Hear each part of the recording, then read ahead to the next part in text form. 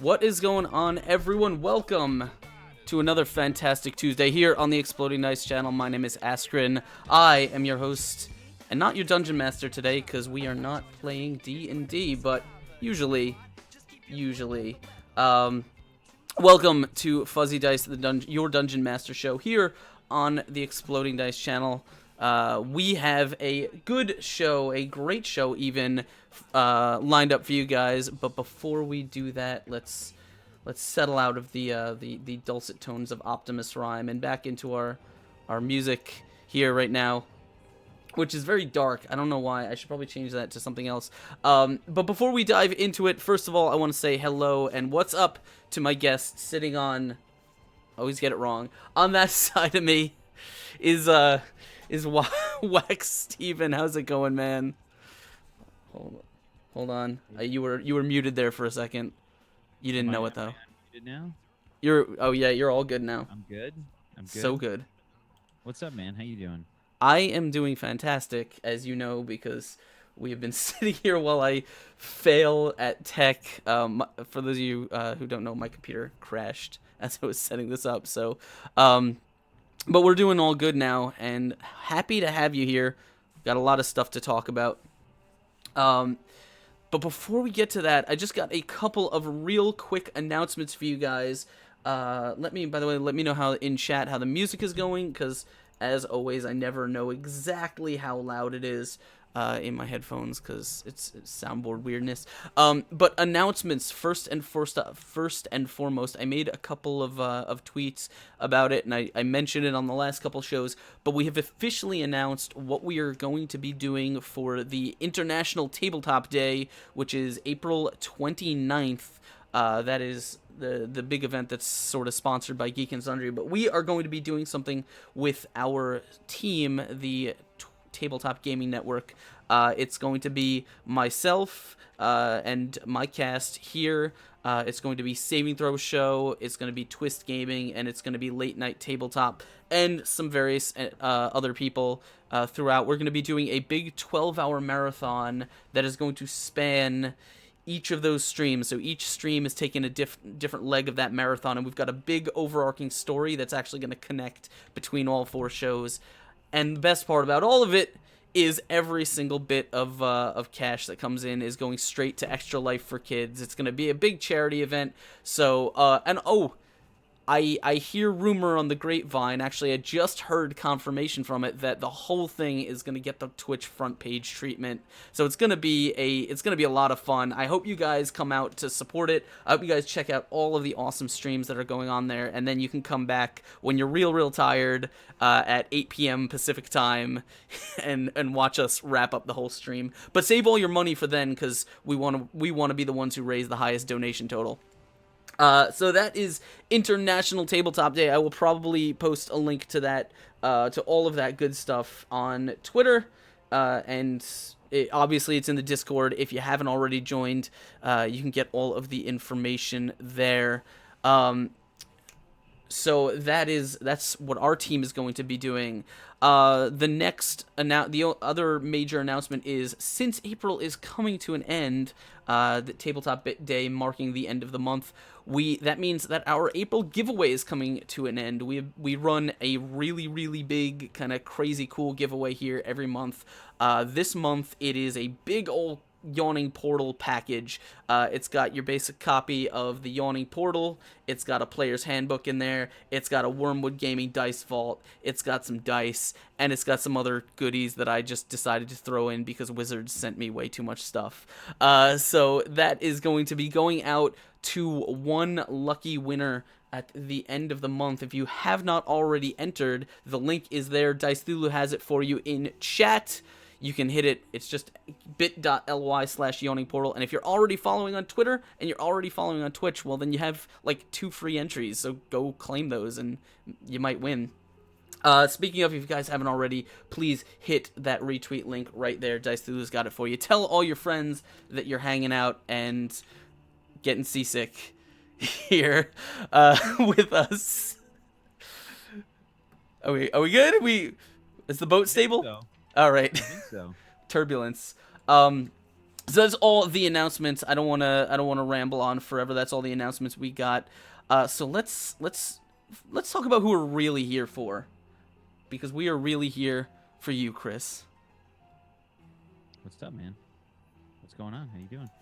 I'm doing pretty good. I'm gonna adjust the volume on this music because I can barely hear you, but that's because I turned it down. But don't worry about me. Tell me about you. I'm doing well. I guess I'll introduce myself. If people don't know who I am, I'm Wax Steven. I do a ton of role playing stuff on Twitch, on my channel, Twitch TV/Wax Steven. I DM all the things. I don't really stop ever DMing. I'm pretty sure even when I go to work, I'm still DMing, and I don't know it. Like it's still happening. Do you write And notes at work? yeah, I do a Yeah. lot of notes. Yeah, and I get real angry when like I have to, like Work? stop doing it. Yeah, and I actually have to like get back to work. It's kind of frustrating. Um, it's probably a bad thing, at work and No, what. dude. I was at work the other day, like legit writing a whole section of the city for my campaign, and I'm like sitting there writing my bullet point notes and drawing maps and stuff, and I'm like, shit, I should probably get something done today. Yeah, it's usually helpful. I see. My problem is like when it gets like real quiet at work, and we're starting to sort of get into that time of year for us where we're quiet. I'm a graphic designer normally, and it's kind of like a quiet time of the year. Like we have like a little spurt of like busyness, and then we uh we uh we just like die for the summer. Like it's just dead like all summer. So like when Yeah. it gets quiet, I tend to just like start doing DMing stuff, and then I get like really angry when I have to help and make artwork and stuff for them. Um, but yeah, I DM a lot at work and stuff. Generally writing things down, making maps, making notes, reading stuff for new systems, etc., etc. I think that's kind of one of the benefits of working by, like, being able to work by sort of like doing your own thing, not having to work. Like, I used to be a chef. I could not get anything done, obviously, Oh there. yeah. But like now I'm in a what I do is mostly dead, so it's like I just spend a lot of my day just sitting there dreaming about what's going to happen next in my campaign. That's I too have a problem, but my problem is that I think I have more stuff that I like, that I want to DM that I actually can. Like, there's not enough days or hours in the week. Yeah, I'm definitely in the same boat. Right now, I'm running 4 shows simultaneously that I'm DMing, um, which is a lot because I do a full 4 hours for each of them. Plus, I work a full time job. Um, it's a lot. It's definitely a lot. So I feel you, man. I get it. So actually you and I were talking about this a little bit. We're kind of both in the same boat, being that, like, you know, doing the stream thing, so much dungeon mastering. You actually, because I was checking out a lot of the back content you got, and I do you hop between systems, or do you just hop between settings, like within those systems? A little bit of everything, I guess. Yeah, I mean, I'm currently running 2 D&D 5th edition shows. One, What's Old is New show, which we're sponsored for.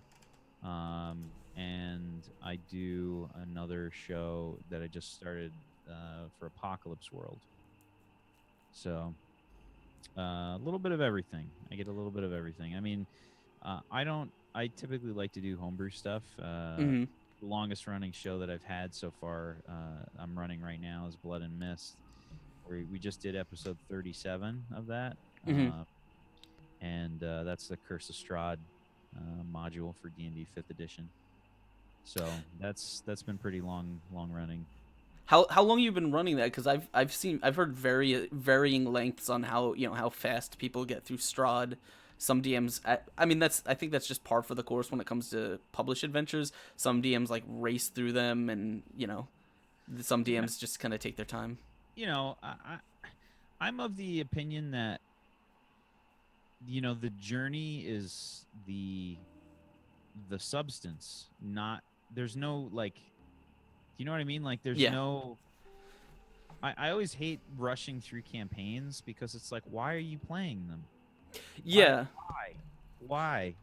That's not role playing. That's you might as well just be fighting the bosses and then skipping everything else. You know what I mean? Like why would you bother?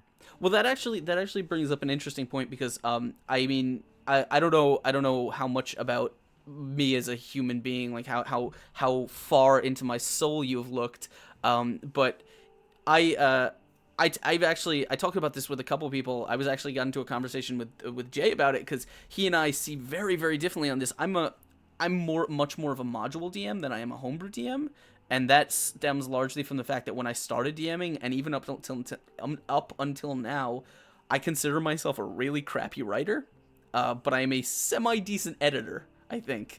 And so, like, for me, a published adventure is an interesting opportunity to sit down, go through the whole thing, and find out where I think it needs to be kind of beefed up or edited or fixed to get across the point that it's trying to get across. Hmm. But doing that from scratch and just kind of creating that story, I'm a lot less confident in my ability to. So I tend to lean very heavily on published adventures. But wow, seriously, YouTube. But the sorry, the music just distracted the hell out of me. But the what you had said about the about racing through an adventure was really interesting to me because um I think my favorite adventures right now are probably some of the Pathfinder adventure paths. They just have a lot of flavor and a lot of really interesting stuff that they do. One of my favorites being Curse of the Crimson Throne. And the first time I ran that, I did what I think a lot of people do when they pick up a module or a published adventure for the first time. They pick it up, they say this is the campaign. There is a campaign here. And they basically start at page 1 and they just run it, like everything that the encounters that it says to run they will do. The story, when it says okay they go here and this is what they learn, basically they just play the adventure through. They're not really internalizing it, or they're not really pre-planning, or they're just kind of running the adventure. And I was doing just that, and but we sped through the first time I ran Crimson Throne so fast that I think before I knew it, my players were level 8 or 9. I think they actually hit level 6, and then in one dungeon they hit level 7 and then level 8. But they never actually got to level up to 7 because I was using a rule that said you had to actually take a long rest before you could level up, because I was like, you don't level up in a dungeon, that's weird. um but they got so much, like I they use had to the same rule. yeah, but they had to fight so much in this dungeon that they literally like went from one level to the next over the course of one dungeon. And so by the end of the dungeon they're like, hey, do we hit level 7? I'm like, yeah, about that.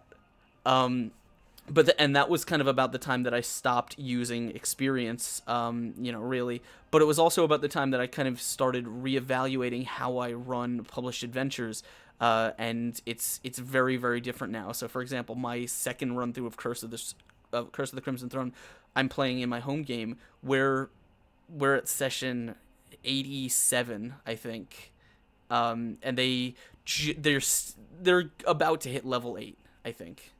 Hmm. Maybe a little. No, they may have just hit 8. I don't remember exactly. But this thing is a lot of extra stuff and a lot of padding and a lot of like taking time to develop storylines, because I realize that's what I enjoy a lot more than. Yeah, I mean, the way that I like to see it is I like to keep a like role play combat ratio to like Mhm. 60% role play, 40% combat usually.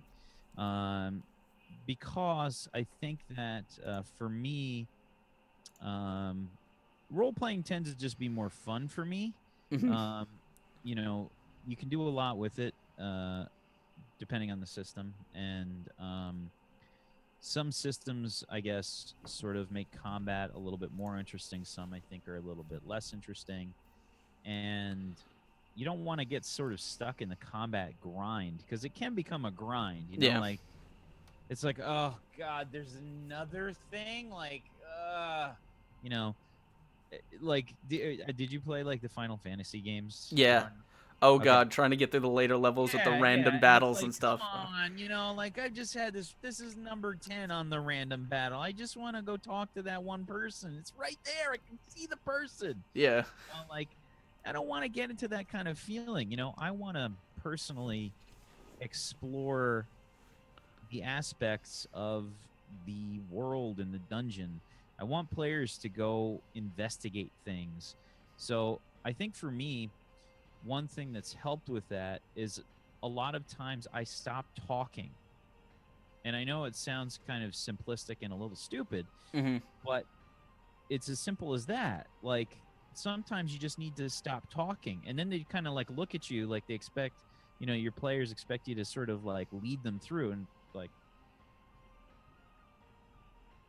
Yeah. what do you guys do? Like, I I think like that's a really good tip. I generally don't like I don't like yeah, at them, but I usually ask a lot of like, well, what do you guys want to do? Like, what do what is your intention? Where do you want to go? What's your next thing? well, it's like when they're talking, right? And they're Yeah. having a conversation. I don't try to put a cap on it unless Hmm. it's like really dragging on, you know, Yeah, like it's unless it's a if it's pace thing. kind of, yeah, if it just kind of seems like it's not really going anywhere, then I'll probably try and wrap it up. And also sometimes the players will just kind of drag for like stupid things, you know. Then I sometimes will pick it up a little bit. I feel like it's not really adding anything to the story or the Yeah. character development. Then I'll just kind of like pick it up. Um, I think for me,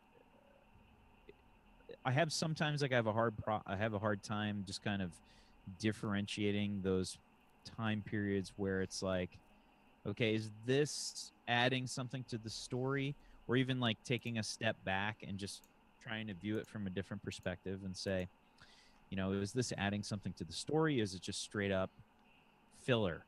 Hmm. You know, I don't want it to be fill. I don't want anything to just be filler. You know what I mean? I want it to have a purpose. Um, and I that's think I think that's kind of especially when I'm homebrewing and like when I have to homebrew something and I end up getting into the improv realm, I think I end up doing a lot of filler stuff because I just, I I don't like tying something into a narrative arc for it usually takes me sitting down and actually writing that. Um but you're like the thing you bring up about pacing and stuff like that is really interesting. I definitely agree. Like some of the best moments and some of the most interesting explorations of character or just ideas that the players have, or as a DM, like ideas that you will run with that they created, happen when you just kind of let the players discuss an idea like and just keep going, and you don't put a constraint on them. Though the thing that interests me is because you do 4 hour sessions. Doing for streaming, I started doing 4 hour sessions, but then because I started with another channel, whose limit was 3 hours, like doing a 3 hour session I think has really changed the way I dungeon master in a lot of good ways, but it's definitely kind of challenged a lot of aspects of how I look at pace and you know uh, player freedom and when to cut things off and like when to run things. Do you find that like, or do you think that like, do you find that your time limit gives you like, do you sometimes feel like you have too much time and you don't really know what to do with it? sometimes. I mean, like I get into these sort of like roller coaster kind of feelings where I feel like I get more heavily involved in their current position in the story, and it's really easy to uh, add stuff to the narrative in general for me, and it's sort of like an easier DMing experience for me. But Mm-hmm. I've just kind of grown, I guess, because I just do so many shows that I've kind of gotten to the point where I let it go where it goes. You know what I mean? Like I don't try to force it and try Mm-hmm. and inject my own narrative into things. Sometimes you're just going to have some slow episodes and sometimes you just have some like really intense arcs, you know what I mean? So you don't like you don't look at a like a session or like saying, okay, this is, for this is my show that I'm putting on. We need an intro hook, we need some tension, we need Never. some rising action, we need a cliffhanger ending. Never. No, I let it happen sort of naturally and just kind of go with the flow. The only time that I ever really do that is when Hmm. I feel like stuff is kind of getting boring. When it's been like, when there's been like several sessions in succession where it's kind of like nothing's happened, then I'm like, okay, I got to do something. You know what I mean? Like if it's like 2 sessions, 3 sessions, and nothing's happened, I'm Hmm. like, all right, I have to inject some craziness into this to sort of, um, make stuff happen. But like, I feel like a lot of times it's important to let the players just be the players, because you have certain players that may be a little bit introverted, and it sort of just takes them a while to open up and Hmm. get into the flow of things. Like one of my players, Zagoticus, is an excellent role player. He's really good. And he's very good at developing his characters. And sometimes he'll just be just super quiet. Hmm. Like he's very, very, very good, and he has like some amazing characters that he's had on the shows. And then he'll have some days where he's just super quiet and he just barely talks. Hmm. And if he watches this, I apologize for picking on you, Zakonicus. Um, but that's fine. That is what it Yeah. is. That's how he plays. That's fine with me. I expect that, to happen occasionally. And then when stuff like that happens, it's a good time to just kind of put the spotlight on maybe somebody else who doesn't, who hasn't talked for a little bit. Got to spread it around. Yeah, absolutely. I mean, like, I've talked quite a bit over a long period, long amount of time. I think one of the on this subject, one of the first episodes I ever did was engaging players, engaging players who might not be comfortable sort of getting into role playing, and engaging them alongside players that are very outgoing. But I think the thing that interests me most, and one of the things that as a DM, just I always fascinates me, is when when players start. Sometimes they do it right from the beginning, and that is always interesting to me. But when players start essentially taking the game seriously, if you understand what I mean, like they start working with you to create drama, because in some with some groups I've had in the past, that takes a little while. There's a period of kind of getting comfortable and finding your pace, and then they start letting drama happen, or then they start accepting it. With some groups, it's sort of just an immediate thing. It's I don't know. That's been a subject that's been on my kind of on my brain for a little while, mostly um, because of some of the shows that I've been doing. I've been doing a horror show, and that really kind of changed the way I look at a lot of things, when it comes to running a session and running games. Yeah, I think that every group, D&D is one of those kinds of things where it's heavily dependent on your players. Hmm. So as a DM, there's only so much you can do to sort of change a group's mentality, and you don't necessarily want to do that. So sometimes you just get groups that are a little bit quieter, and sometimes you get groups that are very heavily invested in their characters and the drama. And I think one of the ways to do that from the DM's part of things is just to kind of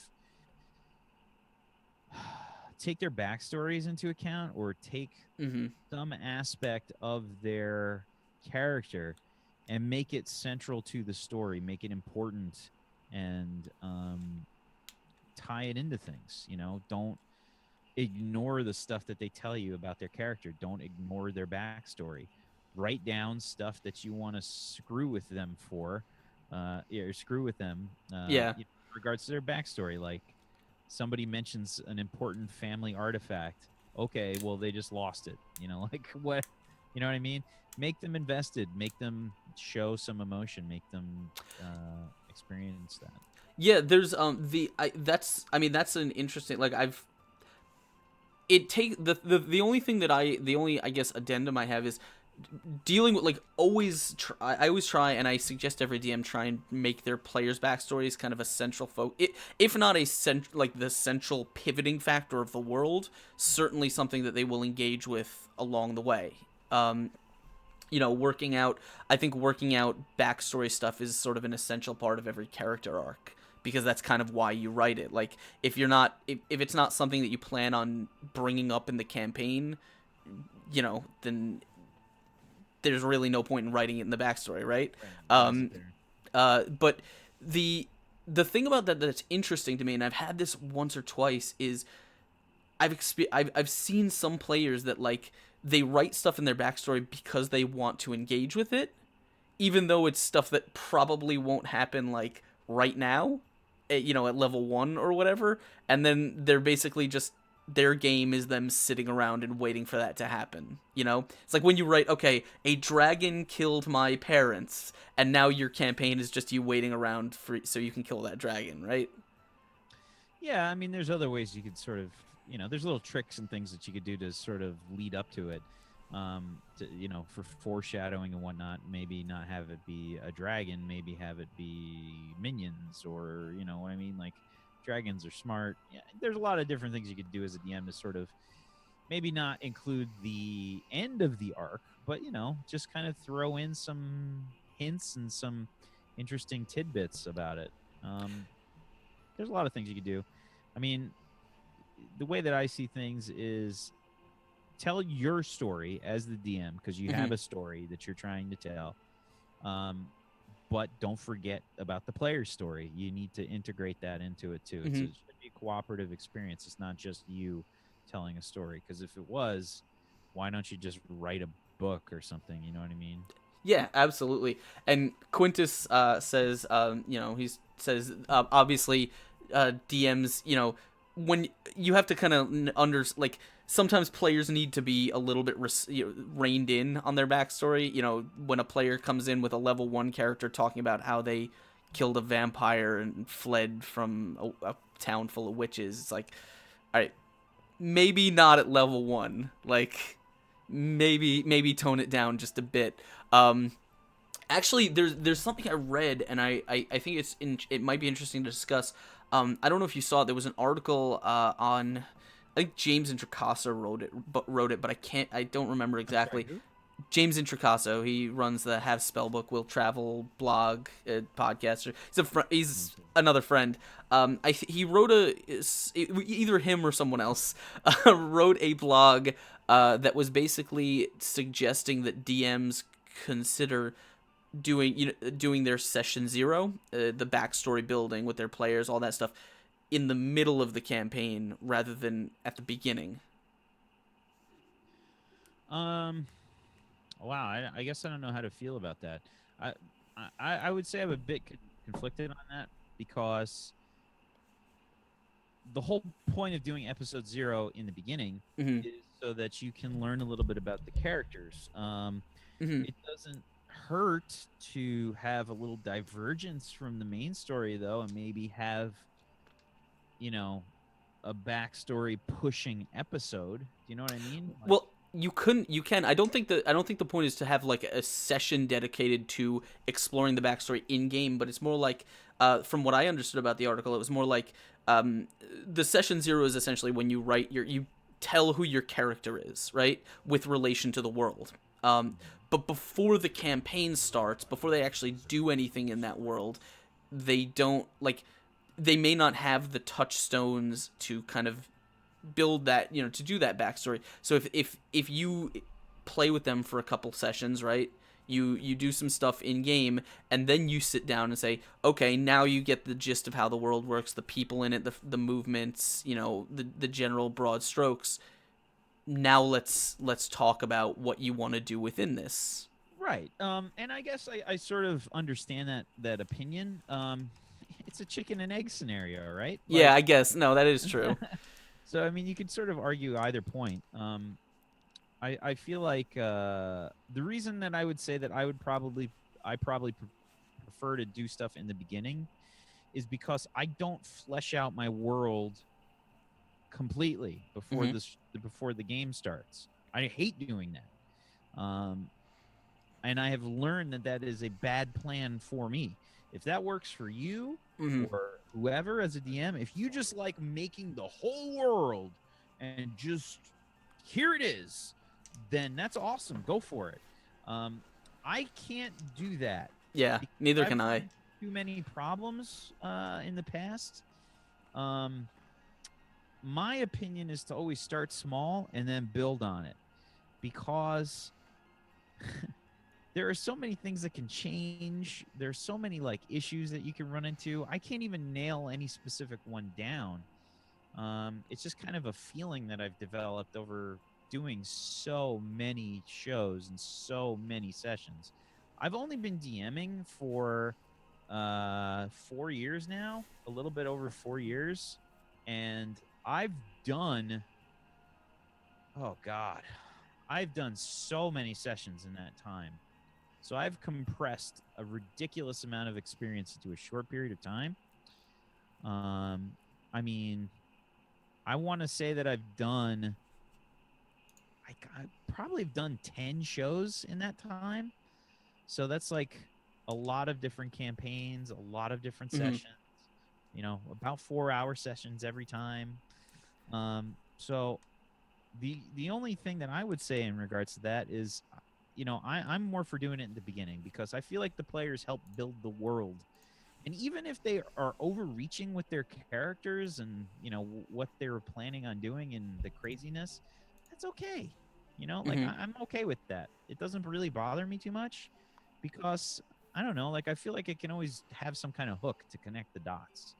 I don't I'm never really worried about that. Like, oh, we have a dragon. Well, they don't have to fight the dragon until later on into the campaign if they don't want to. They can fight a smaller version of that, like they can have a mini boss instead of the big boss. You know what I mean? Like, I don't know. Yeah. That's my opinion. I would always say like let them go crazy with their backstories if they want.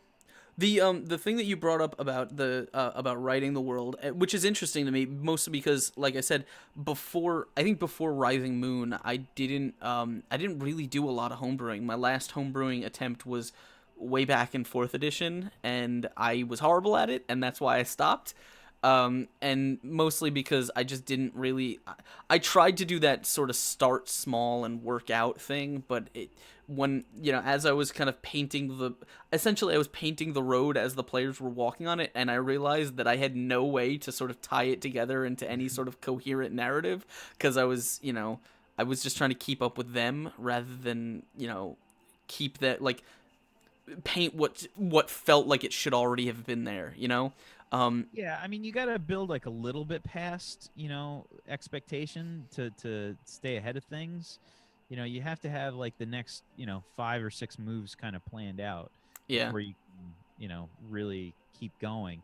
So you don't want to stay like like just a little bit ahead of the curve. You need to be like quite a bit further, but Yeah, and that's why Writhing Moon was a really interesting experience for me because I essentially knew what I wanted it to do ostensibly, and that was I knew I wanted it to be this channel's Curse of Strahd, but I didn't want to run Curse of Strahd because everyone else had already run Curse of Strahd at this point. right. And it's like I don't want to, well, I want to do something horror and I want to do something that's weird and cool. And so I just kind of started writing, and it's kind of been an exercise for me in building like laying out the basic points, but not fleshing out anything about them, and just kind of essentially building them as they come into view. um, Mhm. which is very much out of my comfort zone. And I think the only reason that it has worked, at least in my mind, this may not be true, but at least from my point of view, the only reason that it sort of works is the fact that it's a horror game and mystery is such a big part of the world. Like, everything's supposed to be unknown and weird and not make sense, and there's dreams and there's dreams within dreams and there's nightmare. It's this weird kind of layered mystery horror thing. And so I think that gives me a lot of leeway to mess up and not do nearly as well as I feel like I probably would need to do if, like, it was a world where everything was kind of supposed to be fairly explicit and, fairly, cards on the table kind of thing. Because to me, in my head at least, a homebrew world should still function just like any published setting, which is if the players say, "Hey, would my character know? What would my character know?" There should be a list of things that they know, right? Yeah, I guess. I mean that's such like a broad topic. I mean, sometimes you just improv and be like, "Yeah, do I know this? Sure." I don't know. It's a very vague kind of gray area that you're entering right there. I mean, as to what people know. Usually, I just kind of run into that stuff when it happens. You can't know everything in the world, like you just can't. Even Chris Perkins doesn't know everything about the Forgotten Realms. You know what I'm saying? Like it Yeah, doesn't. yeah. I mean, but again, and I'm not saying I'm not saying you have to. I'm just saying like because in my head that's kind of how it works is like the setting should have as much, I guess, verisimilitude as like a setting with a published campaign guide.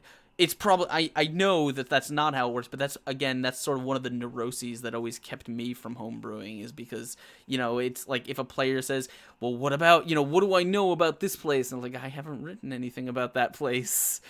I would make it up on the spot, and then Yeah. that's canon, and it's in the notes, and then you have to work something up for it later. Yeah. That's the way that I work, because the way, like, if I use my space opera game that I'm running right now, Warped, Hmm. um, which is on Saturdays at 2 p.m. Eastern. If I use that as an example, we're playing What's Old is New for that, and if I use that as an example, it's an entire galaxy. Hmm. Okay, I have to worry about a whole freaking galaxy. It's not just a world; it's freaking a billion worlds. Um, so it's massive, and there's no way that I can know everything. So when something sort of just comes up, I usually just improv it and add it, to the canon as it goes. I mean, you can't know everything, and there's Hmm. nobody unless you're omniscient. There's no way that's going to happen. So you just have to improv it.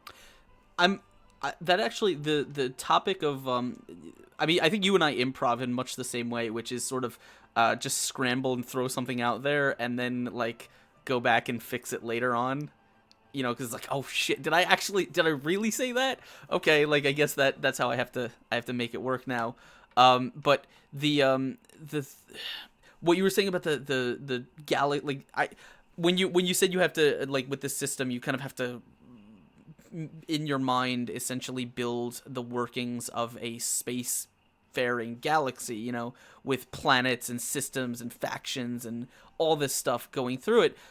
It brings to my mind nightmares of my early days in Curse of the Crimson Throne, where that was when that can't, like any DM, I guess we're all used to doing like a traditional D&D town. It's a small place with like 20 buildings in it, and you've got your blacksmith and your trader and your tavern, and you've got the town hall. You've got one of everything essentially. So there's no, and maybe some NPCs. There's not really any major details to you don't have to worry about making this town feel like a living, breathing thing, because it's small enough that the players can explore it.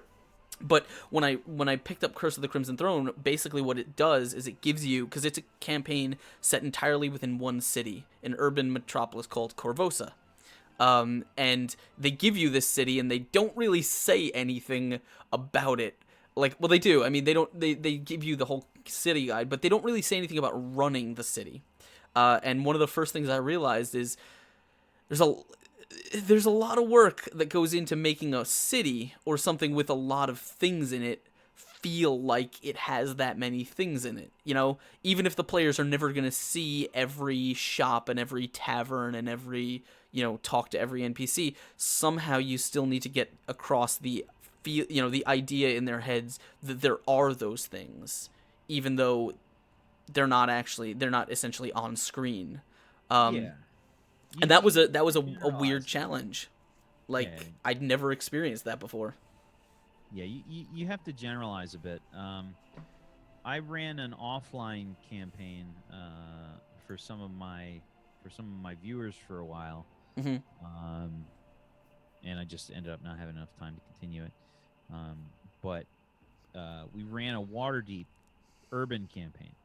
Hmm. You know how big Waterdeep is. Yeah, it's about the same size as Corvosa, I think. It's massive. It's like it's Paris and New York City and everything just combined basically in medieval times. So it's massive. There's a ton of story about it, and there's no way that I'll ever be able to catch up and know all of the stuff that's in Waterdeep. Hmm. So you find the most current map that you can for Waterdeep, and you do your best to try and improv some stuff that you have no idea about. And if it's not an exact um, translation, that's okay. It is what it is. Your players don't really care, to be honest with you. You're gonna have players want to play the adventure. They don't care. I mean, you're gonna have like a rules lawyer kind of player that's kind of like, well, actually, this place is this. You know, it's not. It doesn't happen like that often to the point. And in my opinion, when I get those players, I usually scold them, be like, listen, man, does it really matter? Like, well, if it does to them, then that's fine. But they're usually not in my campaigns, and I usually say, listen, I think this is probably the wrong campaign for you. Because I'm not that DM. I'm not the guy that's got to sit there and research the whole friggin' place and try and remember all this information that will never be applicable to me or any of my other campaigns ever again. I don't have the time Yeah. or the inclination or the memory to remember all of those things or take all the notes. No, I don't care. It's Yeah. okay. I I think that's sort of one of one of the reasons I sort of that's I think why I like Pathfinder as a setting, because first of all, comparatively, no one knows about it. Like no one knows anything about the different parts of Golarion in the same way that they know about the Forgotten Realms, you know? And so it lets what I tend to do is I tend to take those little regions, because Golarion, the official Pathfinder setting, is not like Forgotten Realms in the sense that it's not like it wasn't written as a whole thing, like as its own fiction world. What it was is they started in one corner of it way back when the system first came out and they published their first adventure, and they just kind of built up, built onto this world map. And so but they built it sort of like a theme park in the sense that every country has a different theme to it. If you like, here's normal adventurers and here's Viking adventurers, and up here is ice witches, and then down here is the Transylvania. It's just it's that kind of thing. And what it lets them do is it lets them do a lot of different themes and a lot of different styles of modules and adventures and stuff, all technically in the same world, even though it doesn't really narratively work very well. But if you take those little bits and run them as their own self-contained world, they tend to make really interesting settings, and no one knows about them. I went back to when I was starting a new campaign with my home group. They were like, "Oh, you should run something in Forgotten Realms because I know everything about Forgotten Realms." And I'm like, "Yeah, and I know nothing about Forgotten Realms, so I'm not gonna be. That's not gonna happen. Like, I'm not gonna be deferring to you for I feel like information." yeah, I mean, I guess it doesn't really bother me. I mean, I just tell people like ahead of time. I preface the session with, "Yeah, guys, this is my first time running something in Forgotten Realms." And if somebody gets like all like bent out of shape about it, I mean, they're probably not a player in my groups anyway. Like I Oh don't know, yeah, like I yeah. screen those people out or something. Yeah, no, not in that way. It's more like if a player is like slavering at the mouth to play something in the setting that they are a fanboy of. It's like, I'd rather not DM that for you because I don't want to be the one to let you down in that case, you know? Like, I guess as I get older, I stop caring more about what people like, what people think. Um, I'm getting to be that kind of old man age where I just don't care. Like if you don't like me, then I just don't care. You know, I am who I am. If you don't like who I am, then okay, that's your prerogative. That's fine. That means that I just don't need you in my life. That's fine. there's plenty of people out there. That's not.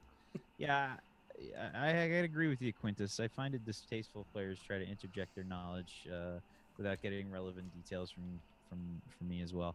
I mean, like, Yeah. I don't mind if you want to contribute, but don't be like, well, actually, it's this. Like, okay.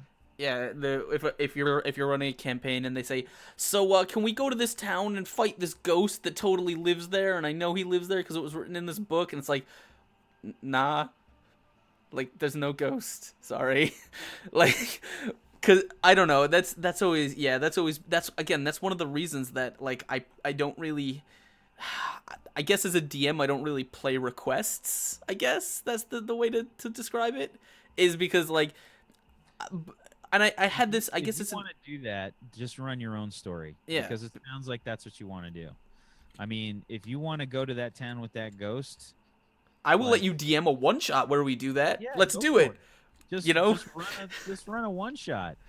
You are asking me to DM the story for you. You're asking me to be the person that is the guide for the group. Don't don't come to me and say, I want you to create a story for me, but I want it to be this. Yeah. No, you're not. No. I'm a graphic designer, and one of the worst things that I get from clients is when they come in and they know exactly what they want, Yeah. and that's all that they want. Why are you coming to me? Why are you coming to a professional graphic designer if you don't want me to make something for you? Get any monkey to do Yeah. it.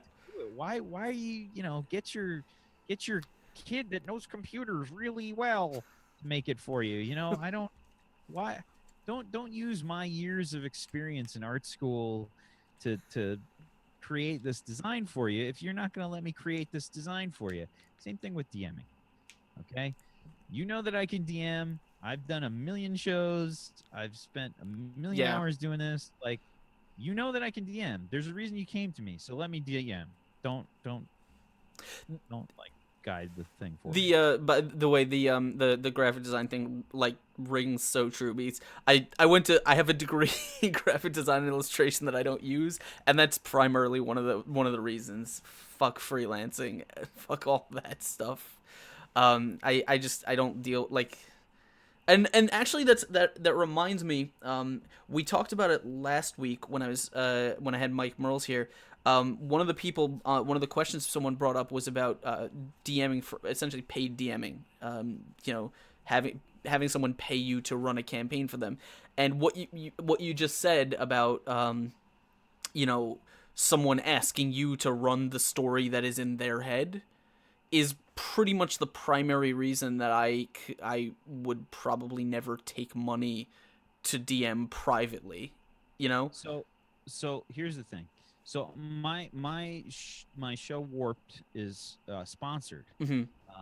That does not, and I can't really get into details about it because Oh it's yeah, yeah, actually no, absolutely. a contract. But what I will say is that um, when I was approached by the creator of What's Old is New, he approached me saying, I want to be clear about this beforehand.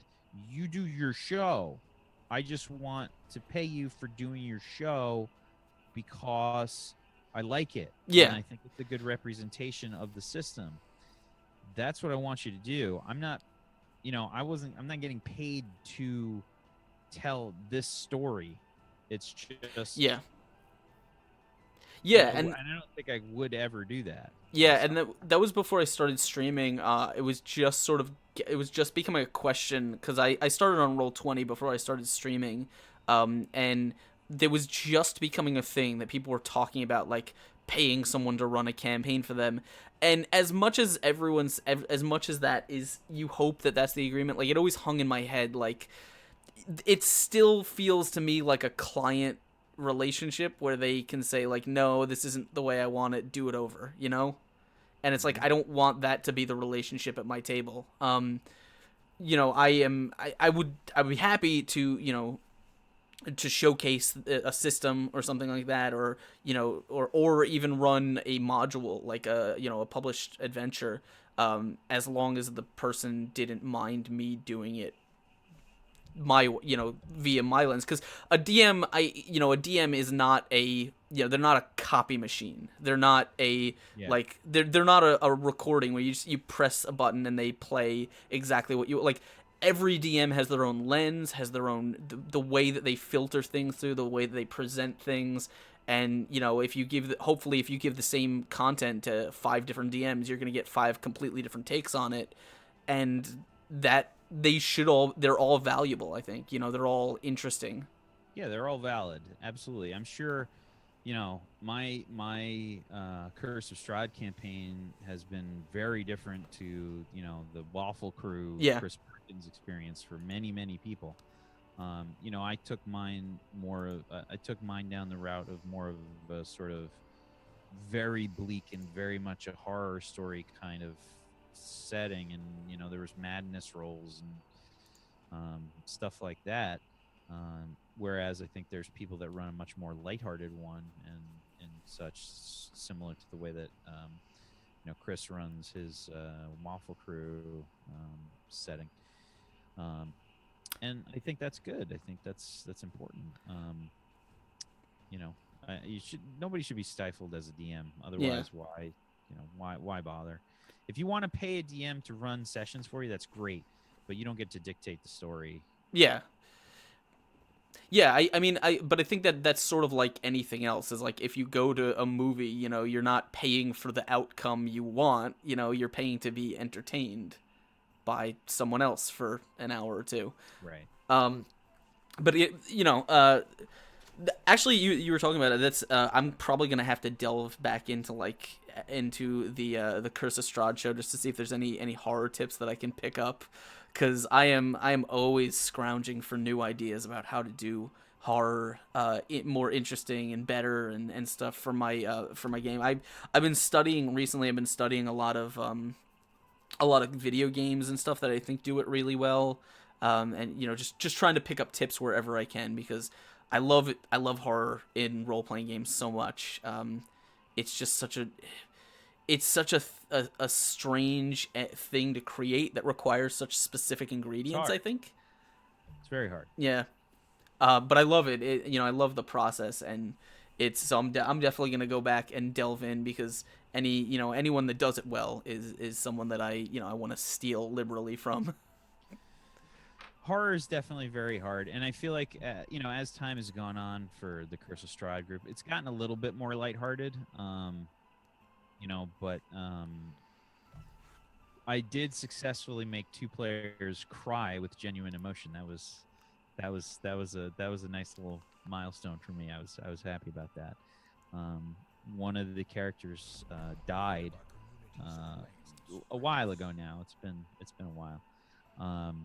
And I placed things in the world for them to sort of run into and find that sort of tied his backstory in with various things. Hmm.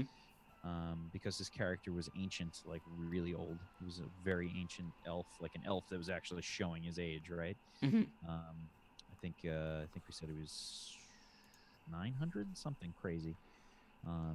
And they were like, I made this whole backstory thing, and since I killed off his character in a kind of unremarkable way, they Hmm. basically they basically never check for traps, like ever.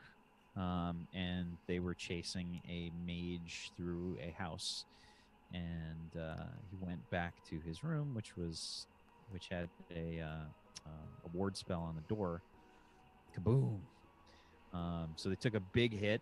They rolled really bad on initiative.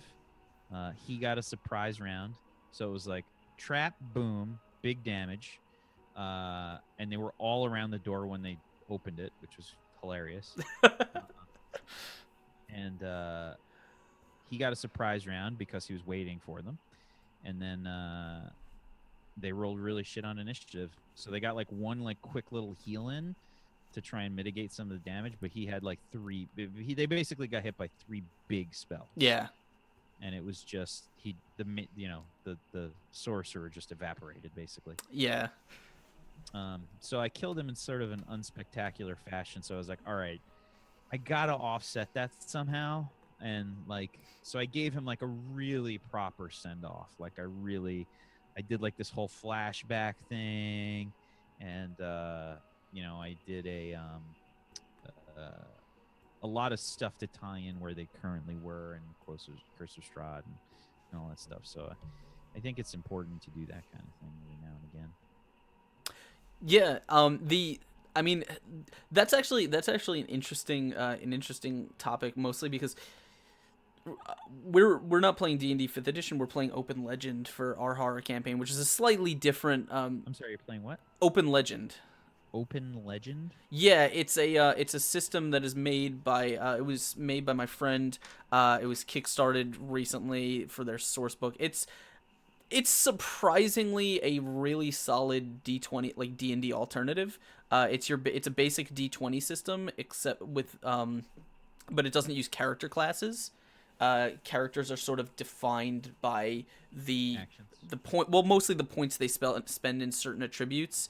And there's no like spell list or something. It's kind of it's a very narrative driven system. It's up to the players to kind of describe and decide how they use you know their different powers. It's hard to explain in a very very short and concise blurb, but it's a it's a very narrative based system. It's also an exploding dice system, which is surprisingly fitting. Not the reason the channel has its name, by the way, but it just happens to be an exploding dice system, which means when you roll maximum on a die, you get to re-roll it and keep going.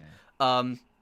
But we've been using that, and it's not as lethal as D&D. It's not as swingy, and that's mostly because of how attacks and defenses and stuff work. So because it's not as lethal, like I can easily make the fights more lethal if I wanted to, but I've been really sort of reveling in the fact that the players have been encountering like single monsters, like just like one thing at a time. And every time they do, to me in my head, it's like a monster that would make sense or fit in any D&D world, and no one would blink an eye. No one would even second guess it. But because it's in this setting and because of the atmosphere, like again, this goes back to what I said about players taking the game seriously. Like they take every fight so seriously that I've not yet made a player cry, but I revel in the facial reactions that we get from the video, because they are always looks of revulsion and horror. And that might be because I tend to go overboard with describing gore and stuff like that. But that, I guess, that is born out of my artist background, is just deep thinking in way too much detail. When it comes to gore descriptions and stuff. But yeah, it's like horror is such, I don't know, it's such an interesting thing. I've had so many people come to me either after the show or during the show and say like that they don't consider themselves horror fans, and they enjoy watching it. And the thing that's funny to me is I also don't consider myself a horror fan. Like I don't watch horror movies, I don't play horror video games, mostly because I do really badly with jump scares. I like it's nothing manly or I guess tough about it, but I just don't do well with them. But I love the description. Like you give me a picture of a creature from a horror game, or like a picture of like a gory scene from a horror movie, and I'll stare at it for hours, just like trying to figure out all like why, like the interesting details and stuff about it, because that I think I enjoy that. And for me, that's what horror in role-playing games is. So you have to sort of revel in the details and the atmosphere, rather because you don't get the jump scares, you don't get that same kind of tension. Yeah. Horror, like I said before, is it's a very tricky thing to do well, I think, for sure. Um, because the foreshadowing is so important, Mm-hmm. and foreshadowing is hard to do. It's really hard to do, to the point where you don't want to give everything away, but you have to give enough away so that the players are talking about it. Yeah.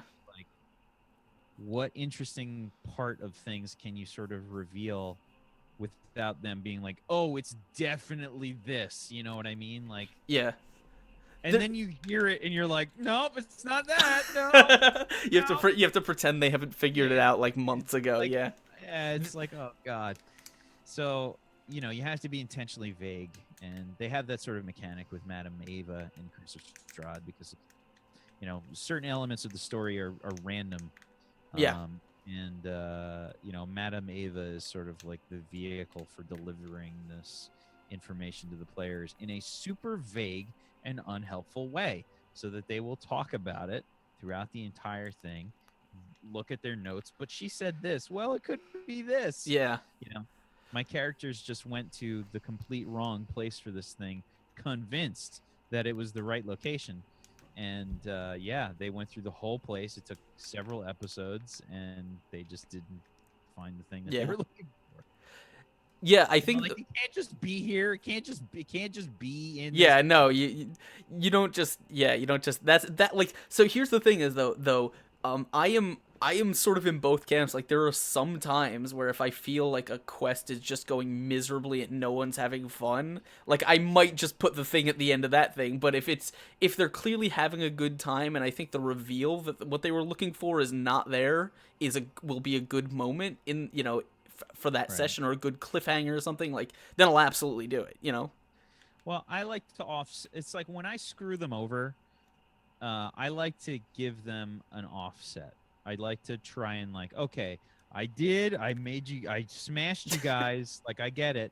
Let me give you something good to sort of, offset it a little bit. I do try and balance things. Yeah.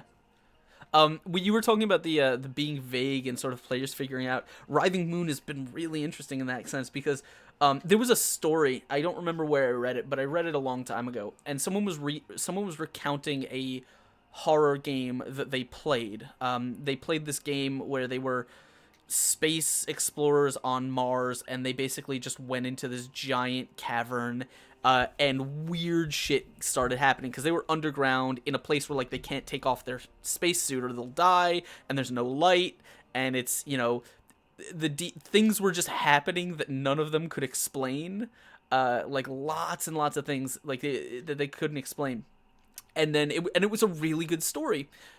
And then at the end, the player told the player was saying, so we asked the DM about it after, what was going on, what was really down in that hole, what was up with the body that we passed by that was wearing our suit and all that stuff. And the DM just said like, man, I was just making it up as I went along.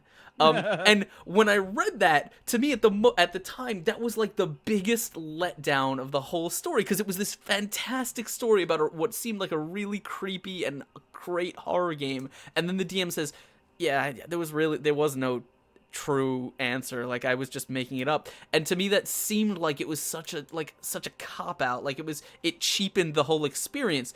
Yeah, but it shouldn't though, because improv is such a giant part of everything. And that's exactly why. Like now I go into Writhing Moon, which is my horror game, and it's like it takes place in this big city and this big setting that I absolutely could not have written out beforehand. And so almost everything that happens in the session is just, almost everything that pretty much the entire story is just improv. It's just making stuff up, like what the players fight, what they see, where, who they meet, where they go, and then hopefully tying it back in or getting cool ideas. Like, oh, you throw out something, you're like, that's really cool. That's it. That's how it works, and you build your story that. But if they knew how, like, the reason it was such a deep mystery and they couldn't figure out anything was because there is no answer, it's just, it's just being made up on the spot. I think it would kind of take away a lot of the the weight from it. Which, by the way, is not 100% true. I do have a lot of notes, but a good bit of it at the beginning was improv. So, like, Quintus, you're saying DMs should never tell the players they're just making it up. I think maybe it might just be like an ego thing sometimes, but like I like to let players know, like, especially when like, because like we did an episode of Natural Ones, which is the show that I do bi-weekly on Tuesday nights with the guys from the Would You Kindly TV group. I sort of half improv things. I created a city, and I had a premise behind the city, and I created several interesting NPCs in the city. Some of them, uh, I I improved, and I made a whole episode was improved. The whole thing was improved. Besides that, right? Like, so I had the city, I had several interesting NPCs. I'm like, okay, I want to include some of these NPCs.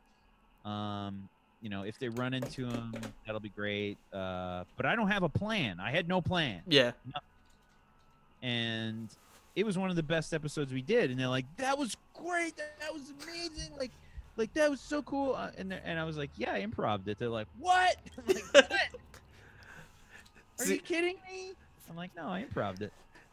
And it's partially ego because I love hearing that stuff. see the notes that I made for last session of Writhing Moon, I was expecting them to go, because we just got back to the session where they had found this weird flesh, and I knew in my head, I knew they were gonna take it to the academy, because that made sense to me. I the player that was going to go there, he hadn't gotten his spotlight. I knew it, so that's what I wrote my notes on. I fleshed out this whole section of the city that they were going to go to. I fleshed out the encounters there. I fleshed out the academy building, the people in it, and they're like, "Nah, what if we go this way?" And so they decided to go to the rich district of the city, and I'm like, okay, now I have to improv a pathway to get there, because I hadn't written anything to get from where they are to there, and everything along the way. And there was a fight that ended up being like a fan favorite so far. Like, there was reactions, there was, them getting really into this part of the city that I just hadn't written yet, and I'm like, I haven't told them, like, I didn't tell them that it was 100% improv, because I didn't expect them to go that way. But yeah, it's the thing about it that's interesting, though, and the reason that I think improving when you're doing a homebrew setting, at least to me, has been a lot easier, is because essentially it's my setting. The setting is in my head.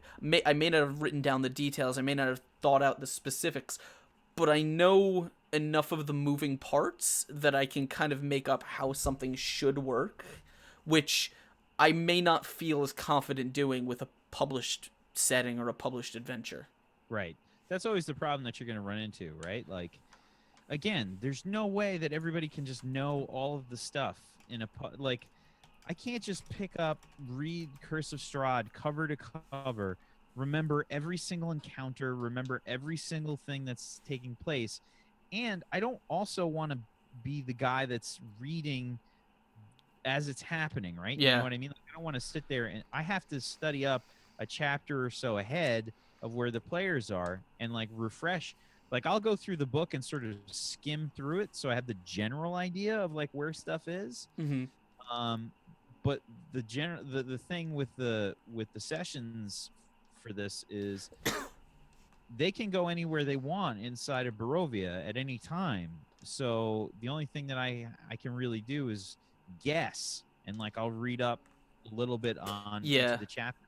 Yeah, you know can what I kind mean? of I don't read flavor text, but yeah, you can kind of, like, when you have a setting like that where the players are sort of making the decisions, because there's no sort of set, this is, this is your goal, this is the next step, this is the next step, then yeah, I've done campaigns like that before. You try the best you can to, like, what they might do based on what the last clue they've been given, but they might not do that. they just might not do it. Like Curse of Strahd is so great because they give you certain information in the book for the DM that really helps you understand the motivations behind NPCs. And I don't think that's done enough in modules. You generally get things at face value, and it's not very deep in a lot of modules.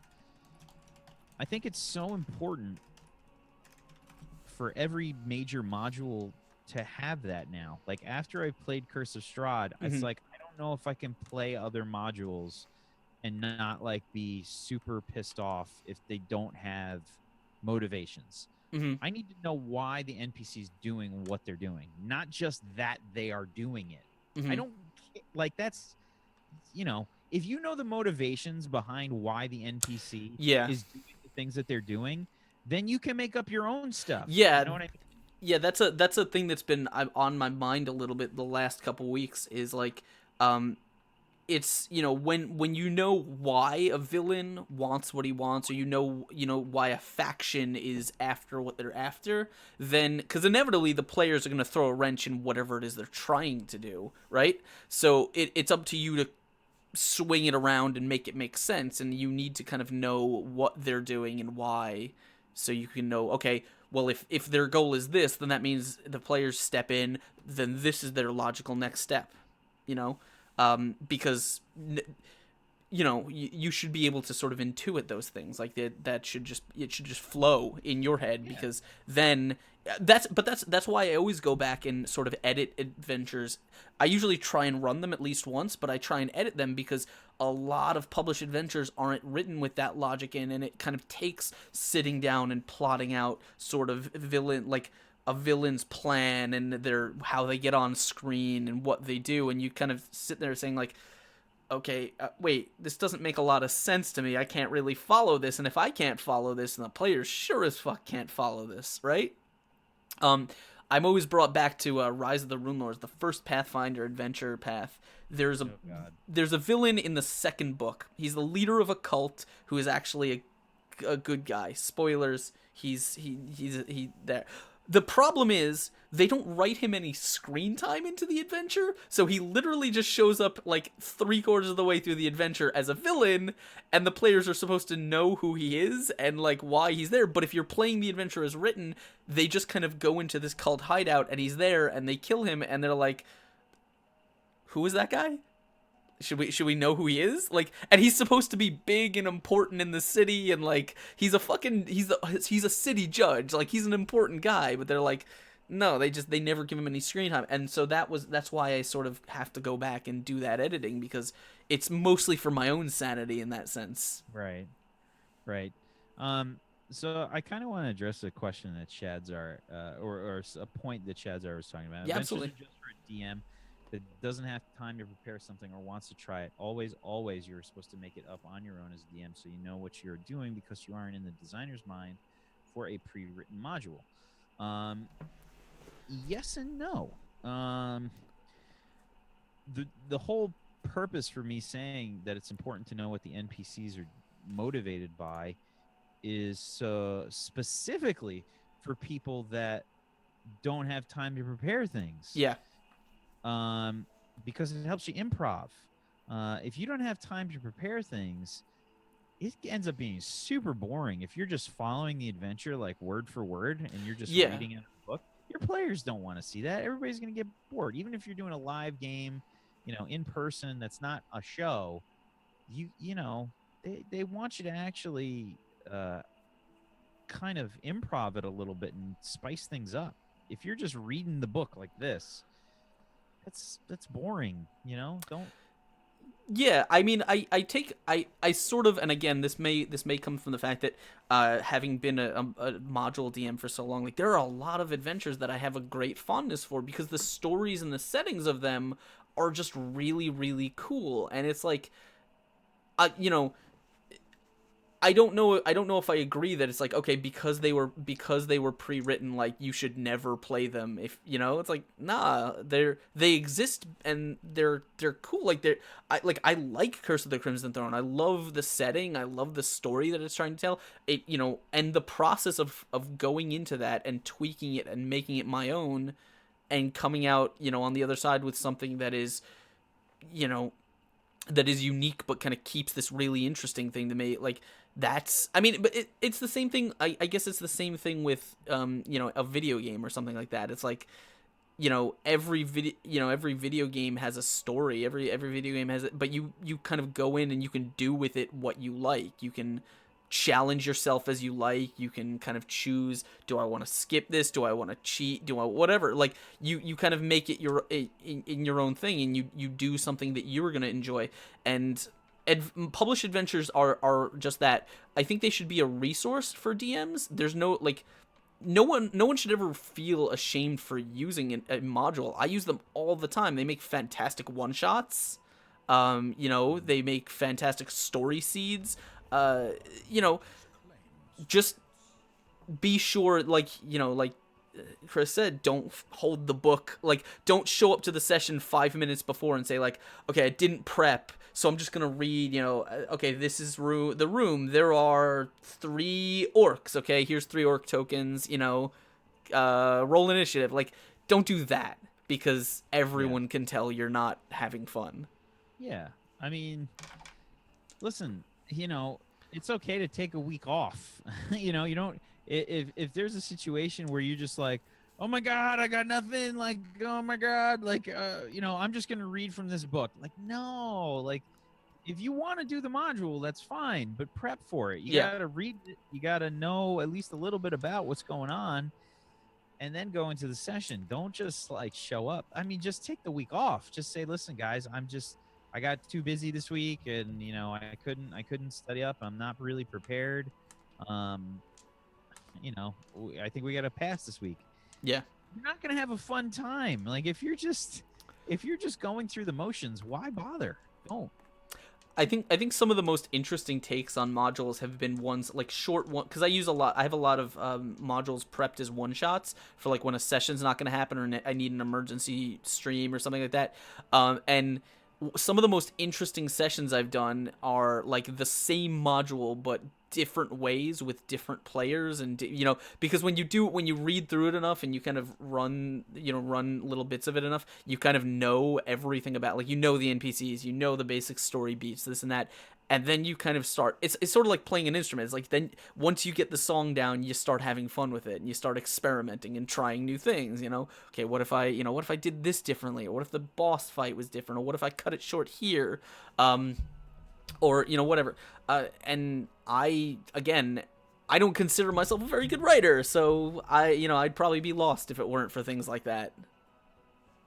Um, I'm definitely on the camp that doesn't really enjoy modules very much. Yeah. You know, but I think it is important for you to do. I mean, first and foremost, this is a game. It should be fun for people. And if it's not fun for you, then you need to change some element of it to make it fun. And if modules are fun for you and your players, then Mm-hmm. by all means, keep running them. Yeah. Why stop? You got no reason to. Who cares what other people think? Who cares? Yeah. And Uh, again, that's exactly. Yeah, I'm glad we kind of come to the same point. Shadzar says, they are fun. You just can't expect them to have everything you need. No, you also can't expect them to be written perfectly either. right. That's why you always read them through and get understand what you're doing beforehand, and then you go in and you do it your way. I said it in chat, but I did not. I didn't say it out loud. Obviously we're kind of in the second half of the show where we start taking some questions from you guys, topics, anything you want us to discuss, even the weirdly personal ones if you really want. We'll answer those. We'll discuss those. So make sure you guys drop those in chat and either tag me at Exploding Dice or just put like question in big letters so I know where they are. Holy shit! And fucking Brad Wodo comes through with the host. There he is, boys. The man, the myth, the beard. Don't give Brad any credit. He doesn't deserve any credit. The No, don't be I happy for. Come on, Brad. Really? what was that? Why does it say in my notes right now? And now we insult Brad. I mean, because it's necessary. Is that the part of the show that? Yeah, that's the part of the show we're in. Yeah, you got to understand. Brad inflates his ego like so much. Like when he's just by himself, he's just sitting there inflating his ego. Like, God, I'm so awesome. Oh God, I'm so. Does he use I a run bike so pump? many- yeah, I run so many successful shows. I'm the best. Like you got to take him down and peg. Like it's really important. You can't let him like get really comfortable because because otherwise he can't fit his head through the door. So I mean, you gotta like knock him down a peg every chance you I get. feel like all of these terms are like charged with just a slight bit of sexual innuendo. Are they? I mean, he just sits there pumping his ego up until he can't fit his head through the door. That's where you want to go with it. That's fine. I don't know, man. Maybe that's a Freudian. Maybe that's like a Freudian thing. I don't know. I have an ego bike pump. We know you're so pro Brad because Brad, whenever I talk to him, whenever I send him a message, his only response is, "I can't hang out with you. I'm too busy hanging out with famous people." And that's all I ever get.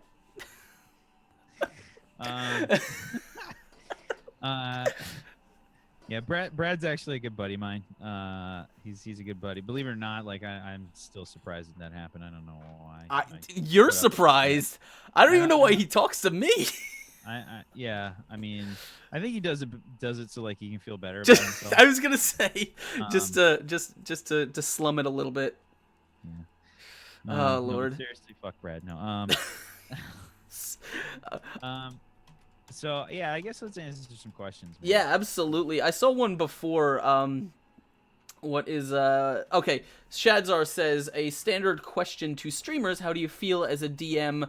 How do you feel as a DM? You have to change your methods from just a home game to make it stream worthy. What are the major differences between DMing that you had to adopt?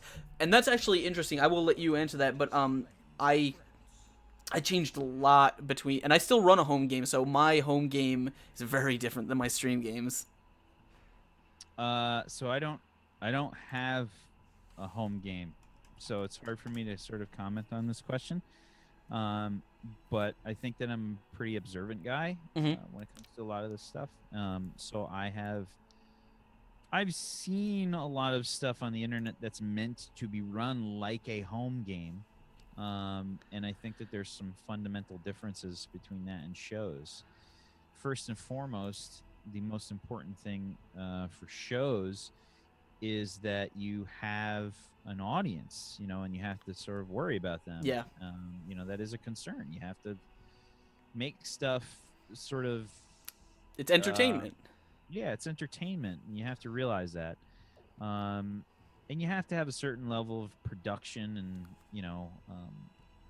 nobody wants to hear people's audio like all over the place. You don't want to hear like you don't want to hear the person that's like talking like this and just having the session from over here. And then you ask them to fix it, and it's right up here. Yeah.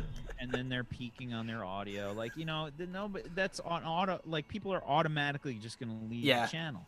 So production becomes like, I feel like, a very big factor, and it's very, very important. I'll be honest, when I have people on my shows, a lot of times when I'm choosing the cast, that is a factor. Oh yeah, that is a factor. If I know like they just don't care, and like even if I ask them to try to improve their quality, like they just don't care, okay, that's fine. If you want to do that, that's fine.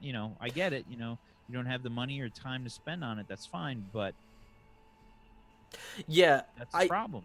I do.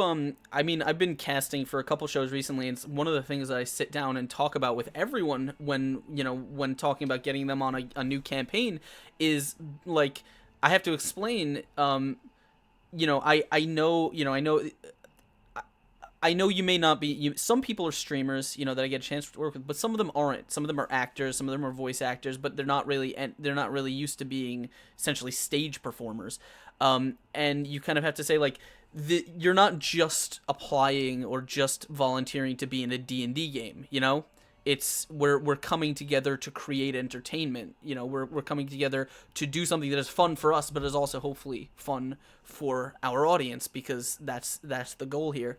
And so, putting together the right cast, and as a DM, just the stream stuff is just another layer of things that you have to focus on as you're DMing, and most DMs have a lot of things they have to focus on as it is.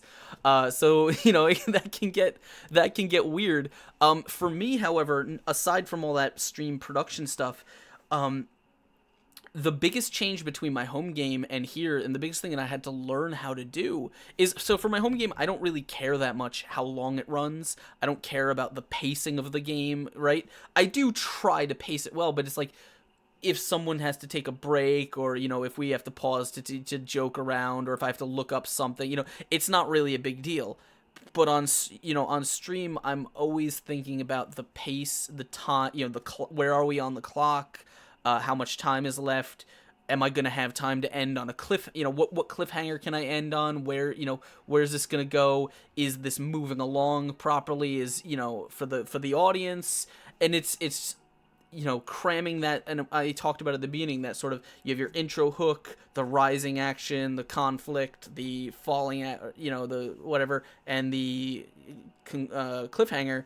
Fitting that all into like a 3-hour block is sometimes tricky. It was a skill that I don't think I've mastered in any way, but I had to sort of learn. And that's why, for me, home games and stream games are very, very different, because the goal of both is just different. Um, so I kind of have a slightly. I mean, yes, I do that, but I think I kind of have like a different opinion. I feel like if I run a home game or if I run a game that's off stream, Mm-hmm. I'm basically gonna run it the same way. Yeah. So I'm basically running it the same way, um, with these few exceptions. Like I am a little worried about the pacing in general. Like I don't want it to be boring, when I'm streaming. So I mean, I am worried about the the pacing for sure. Um, but I'm generally running them pretty close, because I feel like I want that pacing anyway for home games. You know what I mean? Like I don't necessarily just want that for stream. I think I would take that from the. Yeah.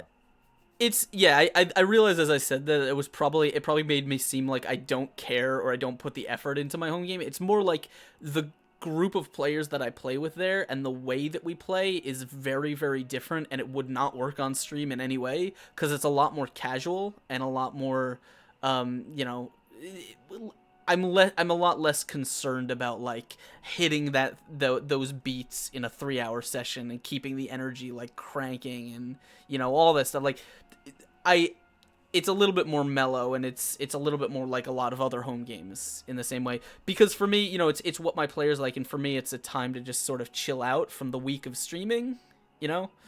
Right. um Should we move on to yeah, the next one? absolutely.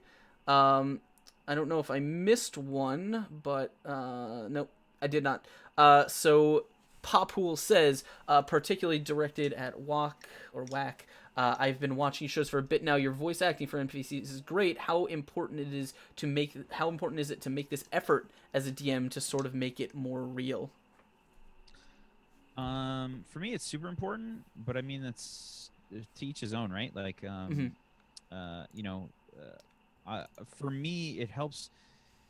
It helps me make people invested in the story if they can sort of flesh out the characters easier. It's part of the description almost, right? Like it's almost part of the um all of the setting up the setting. Mm-hmm. It helps immerse the characters, and for me immersion's huge. Yeah. It really helps sell the story, and especially when you're doing horror stuff, that's so important. You need to give that guy that creepy voice, or that lady, some kind of weird scary seduction or something, you know what I mean, that has to come across. I'm particularly good at it, so why not use it as much as possible? I can do a lot of different voices, so I push that for sure. If you're not good at voices, I still think you should try and come up with some voices that are within your range. Yeah. That's I a long time ago, way back in the annals of history, one of my very first episodes of this show, before I even had guests on, was about voice acting. And I was talking about it because people were asking me a lot about it. I am not a great voice actor. I play D&D on stream with quite a few professional voice actors. Luckily, none of them have called me on how bad I am, but I'm not very good at it, but I love doing it, you know? And that is, to me, that's important because it's, you know, a lot of people will tell me they don't feel like they don't want to do a voice for their character because it's hard for them to take it seriously, or it's, you know, this and that. It's like, I think when it comes to voice acting, my general rule for it is just commit to it, right? You know, it doesn't matter how silly it is. It doesn't matter how weird it is. Like, yeah, the first time you try and do a female voice, it's gonna feel weird and silly, kind of, because you're like, oh, okay, what am I doing here? But as long as you commit to it and you just don't make it a joke, you just make it make sense, and you keep doing it, I think your players will very much learn to appreciate it. It's a huge, to me, it's a huge immersion factor. I mean, not just voices. If I had any studio space, if I didn't just have a wall back here, I would like, if I were at a table, I'd probably be walking around and just acting, like physically acting to my players, because I probably couldn't control myself. But I think all DMs should try, right? It doesn't really matter how bad you are. I think everyone should try because it's fun, and it's just worth like there's no downside to it. I don't I think. Well, look at it like this. Chris Perkins is one of the best DMs out there, right? Like he does the Acquisitions Incorporated thing, which is massive. Hmm. He does the dice camera action stuff, which is massive. He's not a particularly amazing voice actor. Like Yeah. he's not like a pro, but he always gives stuff a little bit of flavor. He might not go like, you know, incredible, like super in depth with the And voice. he commits to it even when it's a Yeah. weird kind of out there like voice that you probably wouldn't be like that's that's kind of it. Like, just, you know, you don't have to be great. No one's going to judge you for it, I don't think. Yeah. I mean, the biggest thing is just kind of is more the actual acting than the voice itself. You know what Hmm. I mean? Like Yeah. actually act it out. Like change the change the character's general mindset. Don't just try and put a funny voice on it. You know what I mean? Whenever I try and do like a character, a different character, I don't change just their voice. I change. The way I like to describe it is I like to break up a like headspace for myself. So I've got like the characters' motivations, their personality and stuff is all like broken up and sort of partitioned in my brain. So I don't just give a character a different voice. I might give them a different speech pattern Yeah. and I give them a different outlook on life, right? Like that's more important than say nailing the voice. An interesting trick, and this may not be for you in particular. This may be more for some of the people in chat or the viewers who are not really confident or not really sure about voice acting. When doing different NPCs, first of all, if you're like me and you're not great at coming up with voices on the spot, take some time beforehand and, you know, sit down in your car or wherever you can be I alone. practice them in the bathroom. Yeah, in the bathroom, in the car, like anywhere that you have some free time, and just monologue to yourself. Like, that's how I write most of my villains, by the way, is I just monologue in villain voices. But, you know, just spend some time figuring out a character there, and don't just give it like, don't just change your inflection, don't just change the way, you know, the timbre and the cadence of verse. What I like to do is I like to create little ticks or little phrases, something that a character will do or repeat. It's an old technique that uh, God, I can't even remember the film, Japanese filmmaker, the one of the best one in the world, black and white film. I don't remember his name. Um, but Uh, I think I know who you're talking about, and I'm blanking. Yeah. Kurosawa. Yes, Kurosawa, right. His thing about characters is he would tell his actors to pick like a movement or a gesture and just repeat the hell out of it because that sells a character. So if you have a wizard who's like, he's a wizard and he sounds like this, you can have 100 wizards that sound, but if you have one that says, hello, you know, if he has a little tick or a phrase that he does, as soon as your players hear that, they will be brought back to that character, right? And as a DM, as someone who's doing the voice, as soon as you do that little tick, it should snap you right back into the headspace of that character, you know, because it's like a memory cue thing. And I don't know, it really works for me. I don't know about the rest of you guys. I think it's a good point. Kurosawa, yeah, that's the one. Actually, I kind of my own question, jumping on that. What do you think? What's your favorite voice to do?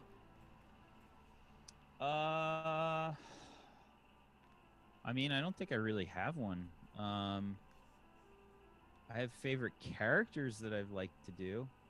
I really enjoyed a character that I did for Wolf's Go Rar's campaign that I made. It was called Karada. She was a half-orc fighter, battle master, and you know, it was fun doing like a female orc voice. I basically ripped it off from like Gowron from Star Trek. I don't know if I recall that one off the top of my head. The Klingon Karada voice. That was one of my favorites that I did. She was a half orc. She talked like this, and she enjoyed the thrill of battle. I told I haven't challenged him officially, by the way. I told Brad we were going to have a Liam O'Brien off.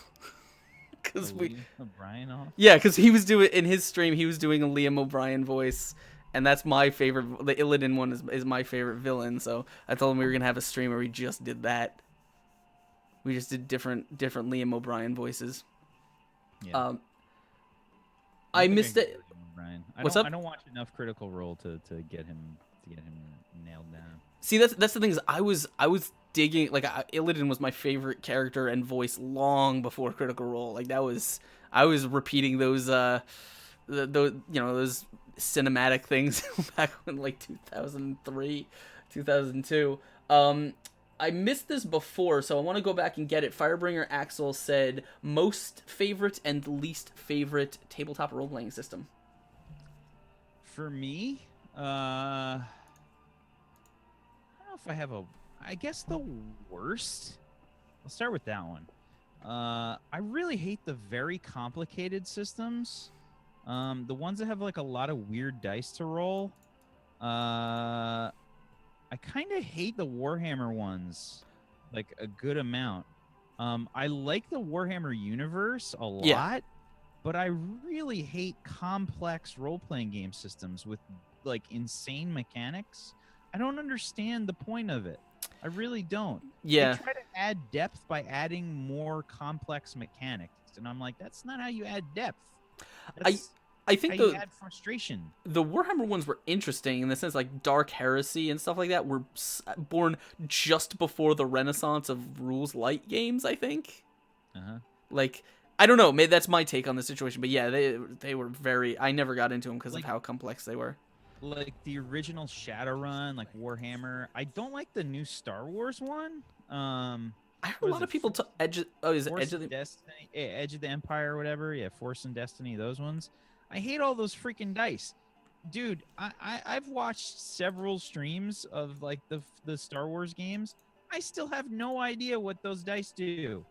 You know, like if I've watched several episodes of it and I still have no idea what the dice do with as much role-playing experience as I have, sorry.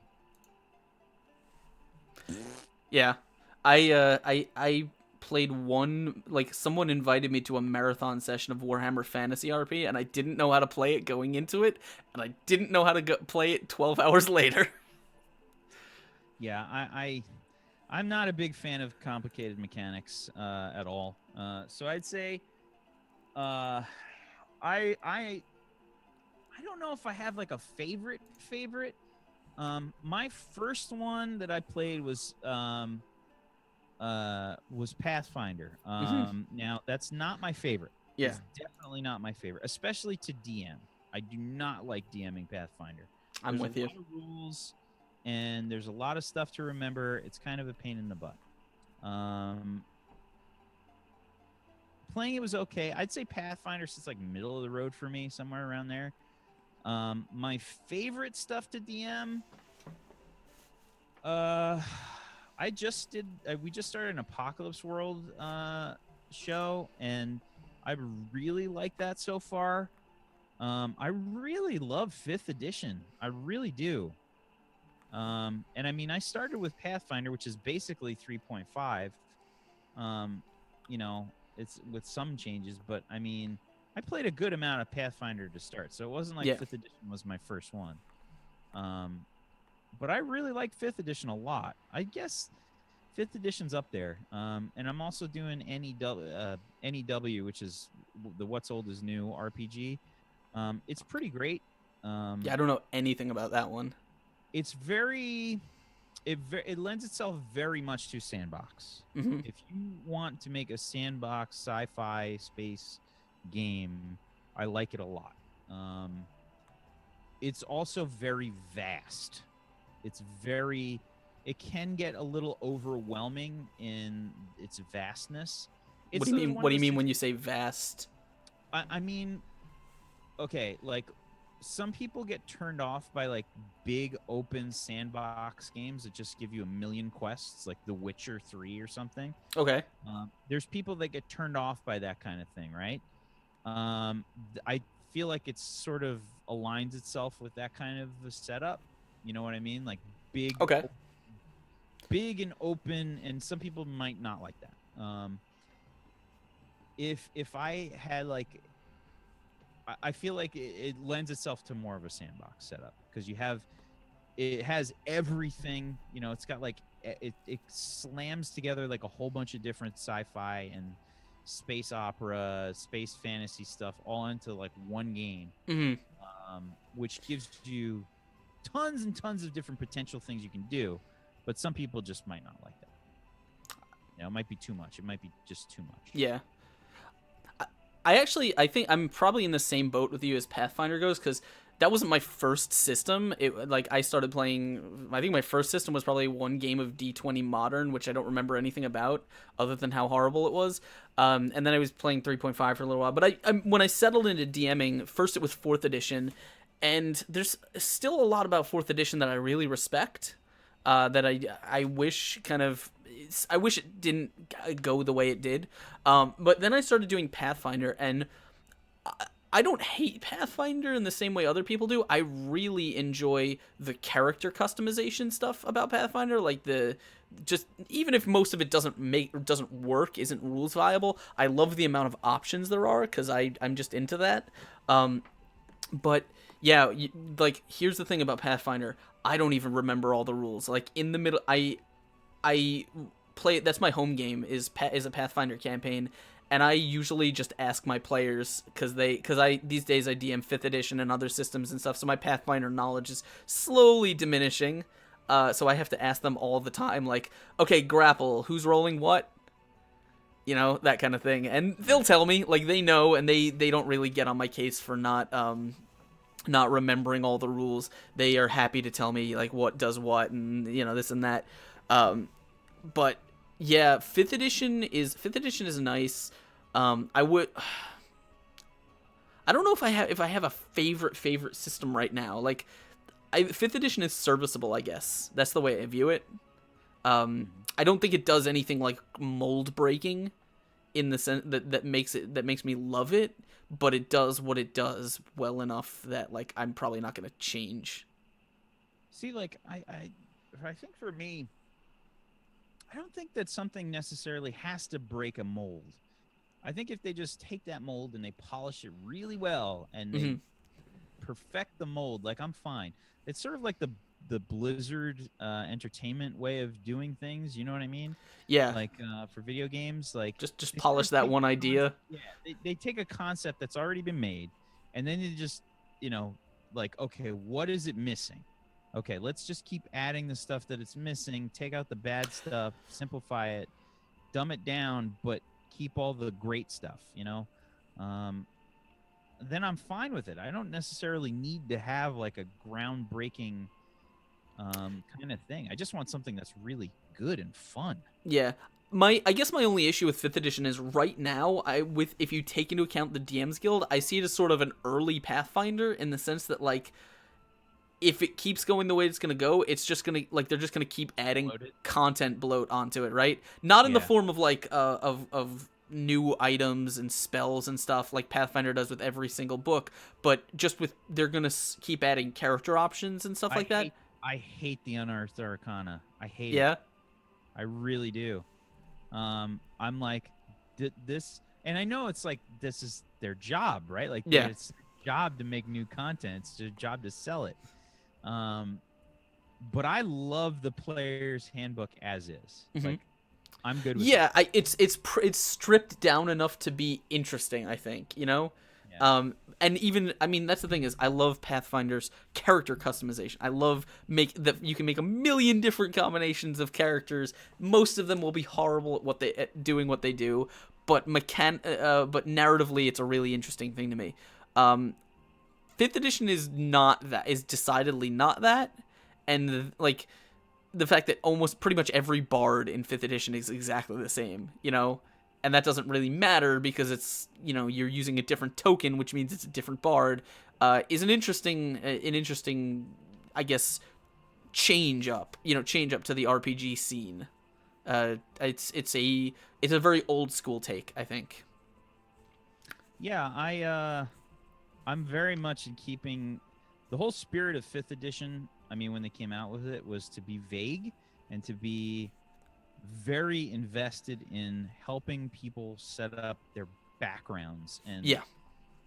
That's the whole majority of the book, is like all about the races and these classes. They don't throw, half the book towards mechanics. They don't do that. It's all about like religions and all this stuff. Here is this, like, let's keep it vague and let's keep it simple. And that's what I love about 5th edition.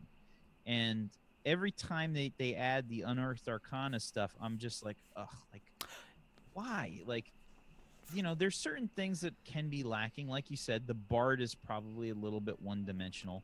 I just picked that at random. Like, I don't know if there's a problem with the bard. Full disclosure, by the way, I don't pay much attention to what Unearthed Arcana has come out or like at all, because I don't play 5th edition. Like, I'm not making characters for 5th edition, so I don't really pay attention. I just sort of trust that if players come to me with a character option, it's gonna be fine, unless I really need to. Like, they're like, oh, this is a homebrew thing I found. I'm always going to run a 5th edition game on my channel because, number one, it is like the most popular role-playing game. That can't be helped. It feels like it's a no-brainer. Like, I always have to run a 5th edition game, but it's not just because of that. It's also because I really do love it. And every time I do run it, I keep the basic system, but I always try and add a little twist to it. I don't like to open the floodgates so that everything on DM's Guild is allowed, guys. Yeah, just pick anything. No. Yeah. I'll maybe say, like, okay, for this, we're gonna add like this. Maybe we'll add like, the Touch of Class book that just came out. Let's just add that. Like that, we will add that. That we can add.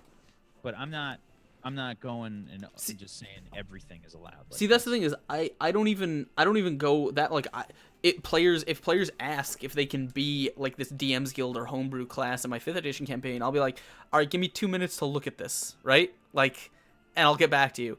If I'm gonna add something, it's gonna be something interesting that the system doesn't have, like sci-fi stuff, technological things, like something like that, which is what Iron Gods is right now, and I'm sort of haven't figured it out, but I will at some point have to figure out how we're gonna do sort of this technology stuff in 5th edition, as if they were magic items or something. I don't know exactly, but yeah, no, you're definitely right in like just how ubiquitous it became. It's just sort of the system to stream, I think. I think it plays well on stream is just sort of what it comes down to. and again, that's the whole point behind the system. It's very easy to understand. Yeah. You can pick up the book and you can figure it out pretty quickly. Like, and now I have played a lot of different role playing game systems. There are books that are extremely difficult to understand. Hmm. Somebody mentioned the Fate system earlier. Like, oh, you'd really like Fate. So I played the Dresden Files RPG. The Dresden Files is one of my favorite book series, and I know a lot of stuff. I've like reread the whole series multiple times. Hmm. Um, so I know a lot about it. I'm like, oh, I'll just DM that. Well, while very cool, the book was edited really bad editing, just really bad. And it got like really high marks and stuff, and I'm just like, why? Um, because they wrote it from the perspective of one of the characters. Yeah, I that's what I was wondering why Dresden Files was so like stood out to me, and I'm like, yeah, that's I remember that. It's it's really cool as a book, Yeah. but when you're trying to learn the system, so me and one of my regular players, Peachy Pixelate, literally spent 20 minutes looking up one word, trying to figure out the exact mechanics for it because it was very confusing. Um, and we had to like reference 3 different places in the book because it was just put in a context that was so difficult to understand. Hmm. And again, we are experienced role Yeah. players. I have so many hours role playing different systems. And it was just like, like, no, that's too much. We did 20 episodes of Hexed, which was the Dresden Files show that I did. And most of the players in the game still had no idea what aspects were, which is the main thing in Fate. Yeah. They didn't know how to use them right. That I feel like that was I did a couple games of like one of them was Numenera and the other was Call of Cthulhu that went exactly like that. It's like I left the game not knowing anything about the system. I know the setting, I know the world just fine. I just don't know what I'm supposed to roll at what, and what when the die is rolled, like I can't look at it and tell you if I succeeded or failed because I just have no idea. Yeah. Um So why don't we take one? Actually, this is an interesting last question. We'll end it on a less serious one. Um, what I guess I'm gonna expand on this, but Dante Highwindow says favorite setting, i.e., Ravenloft, etc. So I'm gonna say, what do you think what would you say your favorite setting is, and if you could pick a game like a setting to run a game in, like what would you love to do? Uh, I've really enjoyed Ravenloft and Curse of Strahd a lot. Um, I think that Ravenloft is an amazing setting with a lot of different locations that are very different from each other, with very different peoples and very different mentalities, ways of life, etc., and so on and so forth. Um, so Ravenloft is definitely up there for me. Um, I really like Dragonlance as well. Uh, Forgotten Realms is meh for me. Um, but I'd say probably Dragonlance or Ravenloft is some of my favorite settings. Other than that, like homebrew stuff.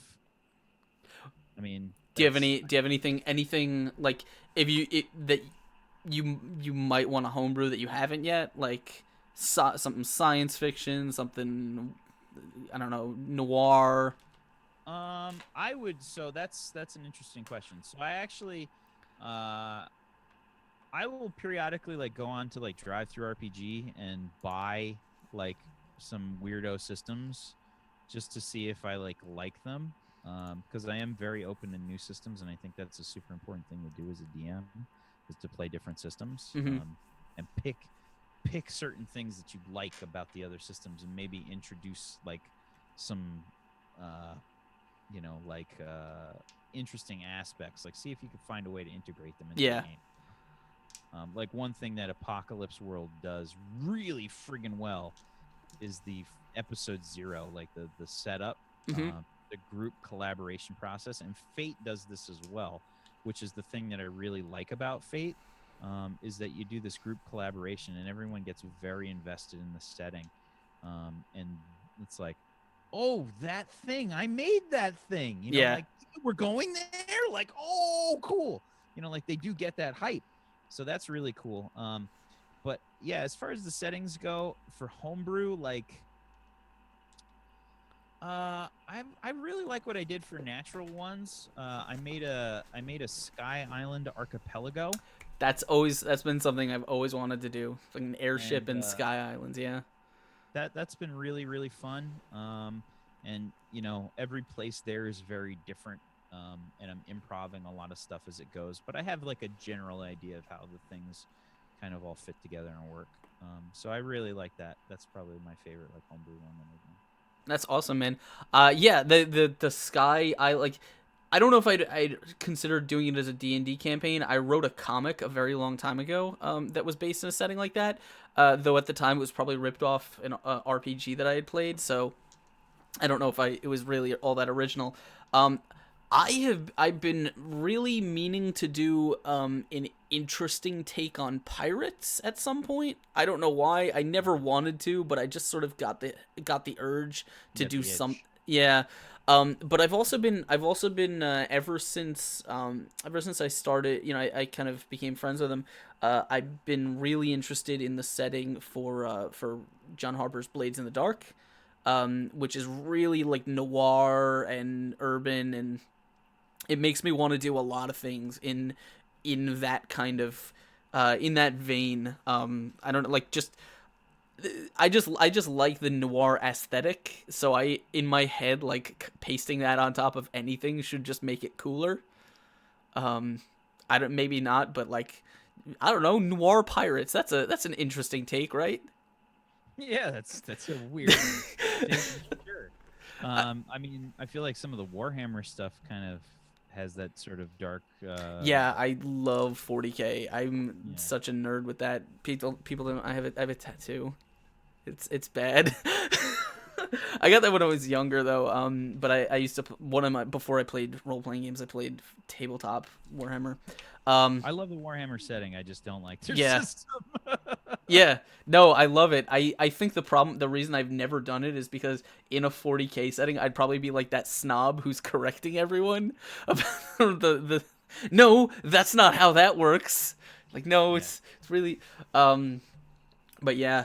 Oh man, but I think those are definitely some things I'd like to do. Some noir, probably some new takes on horror, maybe some pirates. Um, I don't know, maybe something Asian. I really want to do like a Japanese mythology themed world. That seems really cool to me. You always walk that line of like being a little racist if you do that I though. don't You I know what I don't mean? think Like so. I mean, it's I like think I think I think you can it's like, like oh man, I can't screw anything up. Like I gotta read this. Like, oh, I'm gonna be so racist if I mess this up. uh then it just becomes a game of everyone is John. Pretty much. But that I think that's we're coming up on to 10 o'clock, so that is probably going to be the last question we're going to take, guys. Thank you all for coming out, and thank you guys for your great questions in chat. Thank you guys for joining us, and of course, a huge thanks to Wax Steven, Mr. Christopher, for hanging out with me. It was an absolute pleasure. I hope you guys had a good time. I know I certainly did. Before we bounce out of here, do you want to just do some quick hooks and plugs? Tell everyone a little bit about what you get up to on the internet, where people can find you, all that good stuff. Sure. I keep it real easy. It's Wax Steven pretty much everywhere, guys. If you like the words that come out of my mouth, you can head on over to Twitter, Twitter /Wax Steven, and Twitch TV /Wax Steven, where I do tons of the role playing type games. On Saturdays, we run Warped, which is the space opera role playing game that I talked to you about, that we are the official stream for, the What's Old is New system. You should come check that out if you're curious. Space opera and very, very like open sandboxy kind of experience. I basically created like a sector of the galaxy for the players to just kind of roam around and see what happens. It's kind of got like a little bit of a Firefly kind of feel to it, with all kinds of weird aliens and stuff. Sundays I run the Ravenloft campaign, which is actually getting pretty close to finished. That's the Blood and Mist campaign's almost done. They're on their way to Castle Ravenloft, so they're getting pretty close to the end. We got 2 weeks off on that one. We're taking 2 weeks off to make sure that we've got all the players for sort of like the sort of semi finale kind of episodes. We want to make sure everybody's there.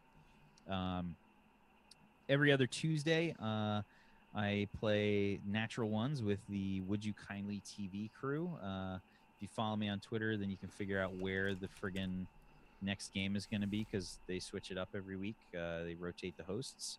And Wednesday nights at 6 p.m. Eastern, we're running a short Apocalypse World game. Brad Wodo's in it. We got Tiger Rider, we got Wish Fooly, we got Capital Vices and Distracted Elf, and I'm emceeing. It's a lot of fun. I'm really enjoying that so far. So yeah, that's all the stuff. That's all the things. Awesome, man. Well, everyone, please go show him some support, show him some love. Thank him for being here, of course, and check out all of those awesome shows.